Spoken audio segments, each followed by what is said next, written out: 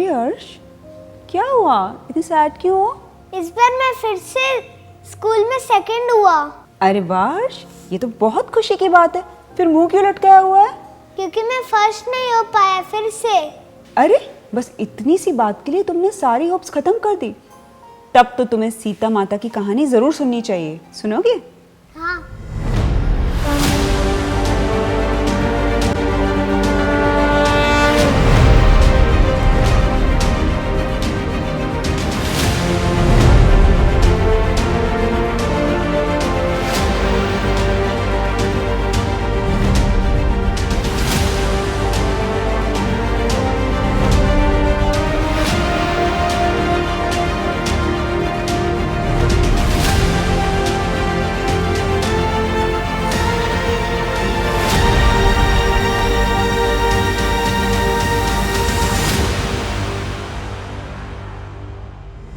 बहुत साल पहले मिथिला देश के एक राजा थे, महाराजा जनक। एक बार उनके शहर में बड़ा सा अकाल आ गया। बारिश न होने से जानवर और इंसान सभी भूख से मरने लगे।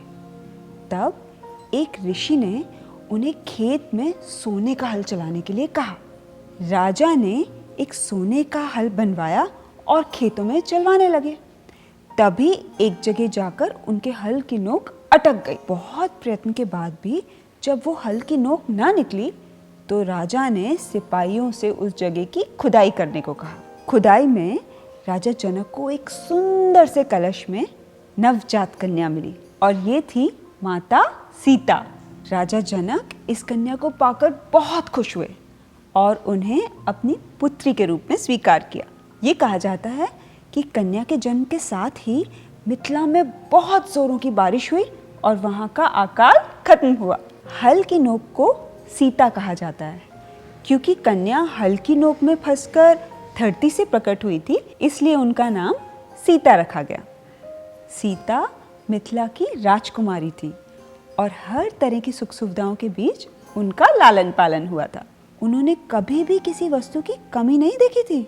बाद में सीता का विवाह अयोध्या के राजा श्री रामचंद्र से हुआ और वो उनकी रानी बनकर अयोध्या आ गईं। पर रानी बनने का सुख उन्हें बहुत दिनों तक नहीं मिला। कैकेयी के कहने पर भगवान श्री राम को 14 वर्ष का वनवास हुआ। माता सीता चाहती तो कभी उनके साथ वन में नहीं जाती क्योंकि ये सज़ा तो सिर्फ प्रभु राम को ही मिली थी। पर उन्होंने इस मुश्किल घड़ी में राजपाट का सुख छोड़कर अपने पति के साथ वन जाने का निश्चय किया। वनवास की यात्रा पे निकलने के बाद श्री राम, माता सीता और भाई लक्ष्मण ने करीब 12 वर्ष चित्रकूट पर्वत की गुफा में रहकर बिताए। यहाँ पर तीनों बिल्कुल साधारण जीवन जीते थे और अपना ज़्यादातर समय लोगों की सेवा करने में बिताते थे।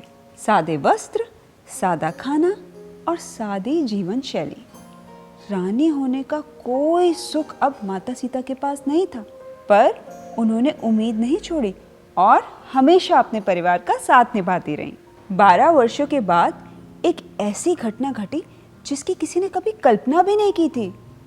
माता सीता पर मोहित होकर श्रीलंका के राजा रावण ने उनका अपहरण कर लिया। उन्हें अपने साथ लंका ले आए और उनको अशोक वाटिका में छोड़ दिया और अपने राक्षस सैनिकों को उन्हें तब तक सताने के लिए कहा जब तक वो रावण से शादी करने के लिए हाँ ना कर दें।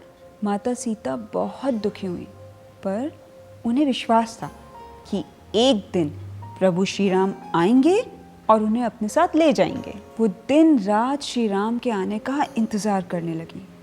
जब जब रावण उनके पास आने का प्रयत्न करता, वो उसे बस एक घास के तिनके से डराकर उसको दूर कर देती। रावण उनको सताता गया, पर माता सीता का विश्वास कभी नहीं टूटा। रानी होते हुए भी वो अशोक के वृक्ष के नीचे जमीन पर सोती थी और सादे फल खा के भगवान श्री राम के आने का इंतजार करती थी।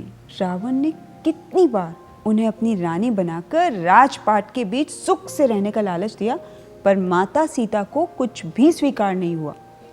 प्रतिदिन सुबह से शाम तक वो बस श्री राम की प्रतीक्षा करते हुए बिताती थी। सुबह से रात और रात से सुबह हो जाती। पर श्री राम नहीं आते। इतने पर भी माता सीता ने कभी उम्मीद का दामन नहीं छोड़ा और इस तरह इंतज़ार करते करते पूरा 1 साल बीत गया। फिर एक दिन उनकी तपस्या रंग लाई। श्री राम वानर सेना लेकर आए और रावण का वध करके और सीता माता को अपने साथ अयोध्या वापस ले गए। जरा सोचो अर्श, माता सीता तो एक रानी थी, उनके पास हमेशा से सभी सुविधाएं थी, पर फिर भी उन्होंने हमेशा अपने पति का साथ दिया, इस उम्मीद में कि एक दिन ये सब ठीक हो जाएगा। जब उन्हें रावण ने किडनैप किया तो उनका इंतज़ार कितना कठिन और लंबा था, पर तब भी उन्होंने होप्स नहीं छोड़ी। माता सीता की कहानी हमें यही सिखाती है कि जीवन में कितनी भी मुश्किलें आएं, हमें कभी भी आशा का दामन नहीं छोड़ना चाहिए और हमेशा आगे बढ़ना चाहिए, क्योंकि ये आशाएं और उम्मीद ही हमें जीने का मोटिवेशन देती हैं। हार मानकर हम कभी भी अपने लक्ष्य को नहीं पा सकते। तुम भी अपनी होप्स कभी लूज मत करना, एक बार फिर कोशिश करो और अर्श देखना, एक दिन तुम्हें जरूर सफलता मिलेगी। ओके मम्मा। ऐसे ही और कहानियां देखने के लिए सब्सक्राइब कीजिए हमारा YouTube चैनल माइंड वाज।